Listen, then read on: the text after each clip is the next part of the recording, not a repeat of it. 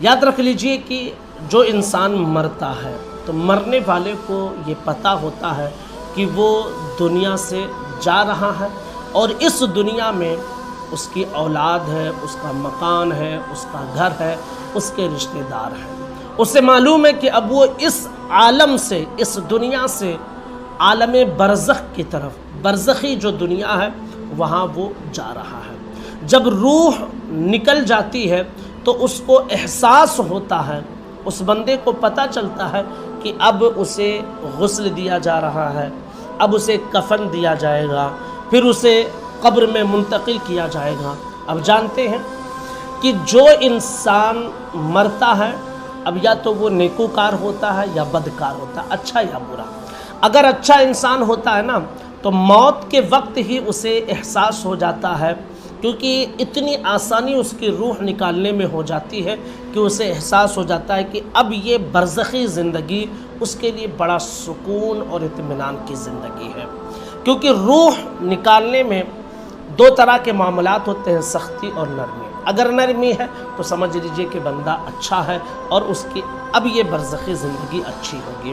تو جب اس کی روح آسانی کے ساتھ نکل جاتی ہے، وہ جانتا ہے کہ اب میری زندگی آگے کی اچھی ہے، لائف آگے کی اچھی ہے، تو وہ بے چین رہتا ہے، اور دراصل وہ کہہ رہا ہوتا ہے کہ اے میرے گھر والوں، مجھے جلدی غسل دو، کفن دو، دفن کرو مجھے، میں قبر میں جانا چاہتا ہوں، جو میرا اصلی گھر ہے وہاں جنت کا بچھونا دیکھنا چاہتا ہوں، جنت کی بہاریں دیکھنا چاہتا ہوں، جنت کی ہواؤں میں مست رہنا چاہتا ہوں۔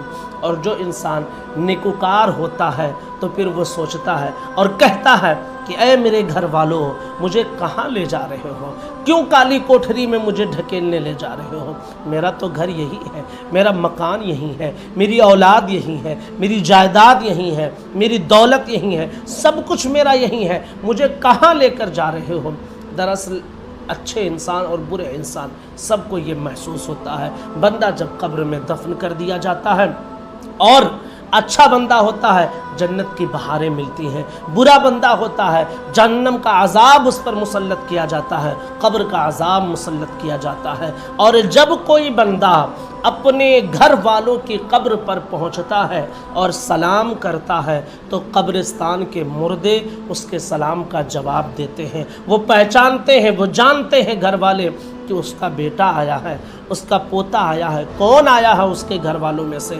اللہ کے رسول صلی اللہ علیہ وسلم ارشاد فرماتے ہیں کہ مردے کو اس وقت بہت خوشی ہوتی ہے جب اس کے گھر والوں میں سے کوئی اس کے لیے ایصال ثواب کرتا ہے، کیونکہ اس وقت اسے جو خوشی محسوس ہوتی ہے وہ خوشی وہ کبھی محسوس نہیں کرتا ہے۔ تو نیک بندہ ہو یا برا بندہ ہو، ہر کوئی یہ محسوس کرتا ہے، ہر کوئی یہ جانتا ہے کہ وہ اس دنیا سے گیا۔ اب جو نیک بندہ ہوتا ہے نا، نیک بندہ، اسے بھی دنیا یاد آتی ہے، لیکن وہ سوچتا ہے کہ یار وہاں تو بڑے ٹینشن تھے، کماؤ دماؤ ساری فکر تھی، یہاں تو بڑے اطمینان کی سکون کی زندگی ہے، جنت کی بہاریں ہیں، نعمتیں ہیں، بس عیش کی زندگی گزارو۔ اور جو گنہگار بندہ ہوتا ہے، چونکہ وہ عذاب میں مبتلا ہوتا ہے، قبر کے عذاب میں وہ سخت گرفتار ہوتا ہے، تو وہ سوچتا ہے کہ میری دنیا کی لائف کتنی اچھی تھی، میری دنیا اس کی دنیا اسے بہت یاد آتی ہے، لیکن اب وہ انسان مجبور ہے، کچھ کر نہیں سکتا ہے کہ اب وہ وہاں سے نکل کر اپنی دنیا کی طرف آئے۔ نہیں، انسان کی لائف ختم اور اس دنیا کی زندگی ختم، اور قبر کے بعد کی جو زندگی ہے وہی حقیقت میں زندگی ہے۔ اے مسلمانوں، آج وقت ہے، اس دنیا کو اللہ تبارک و تعالیٰ نے مسلمانوں کے لیے قید خانہ بنایا ہے۔